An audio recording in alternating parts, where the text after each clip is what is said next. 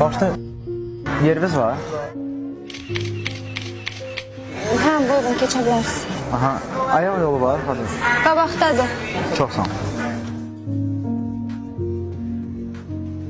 Çox sağ ol. Mən kölgə oturum da. Salam, xoş gəlmisiniz. Yeriniz var xanım? Bəli, buyurun, siz terasda da keçib əyləşin. Yaxşı, bir dənə terasda Gəlin oturun. sizə bir yol görsədim.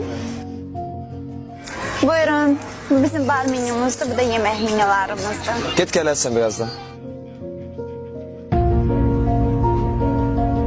Zəhmət olmasın, menünü gətirərdiniz də. Gəl bir dənə xanım bura. Necə köməklik Nə görsədim? məsləhət verirsən mənə? Yaxşı plovlarımız var, suplarımız var, bu səhifədədir. Buyurun. Mənə bir dənə plov gətirin. Tez olsun. Bir dənə də kola gətir. Başqa nəsə lazım olacaq? Yox, heç nə lazım deyil. Get. Buyurun. Sifariş verməyə hazırsınız. Bir şey demək istəyirəm. Mən oğlandan daha tez gəlmişəm. Siz niyə məndən sifariş götürmürsünüz?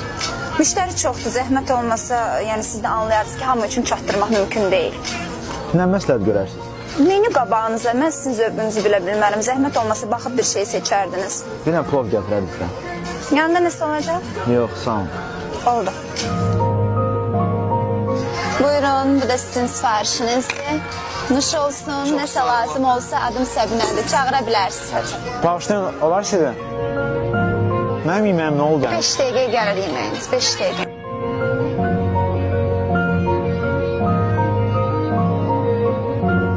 Yılka da gətirərdiniz də. Bir dəqiqə gətirin.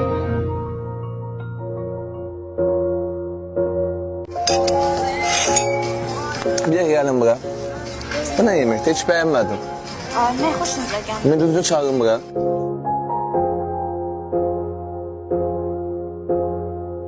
Bəli, bir şey bəyənməmisiniz. Yeməyin dadı yoxdur, duzu yoxdur, servisiniz sıfır. Burada mən ödəmirəm bu yeməyin pulunu. Problem yoxdur. Biz sizin hesabınızı qarşılayarıq. Şu, ödəmirəm heç nə. Salam. Xanım deyəsən unudub. Mən hesabı istəmişdim. Ödəmək istəyirəm. Olar kartla ödəyim. Bəli, buyurun. Səbinə, Bəli, oğlan bilmirəm necə qulluq elədinsə heç nə bəyənmədi. Hesabı ödəmədi, getdi. O hesabı sənin maaşından çıxacam, xəbərin olsun. nəsə problem var? Heç nə bəyənmədi, durdu getdi. Nadir müəllim, xahiş edirəm, yəni elə bir şey olmur. Sənin maaşından çıxacam. Ağa, hər şey qaydasındaydı. Bağışlayın, orada bir dənə də stol var idi. Olar onu da ödəyim. Hər ikisini. Mən öyle stolumu ödəyirəm və o oğlan oturmuşdu. Onu da hesabını mən ödəyəcəm. Bəli, olur. Sabina. Bayaq o üstü mazut oğlan var idi. Hesabların ikisini də verdi. Bəxtin gətirdi səni.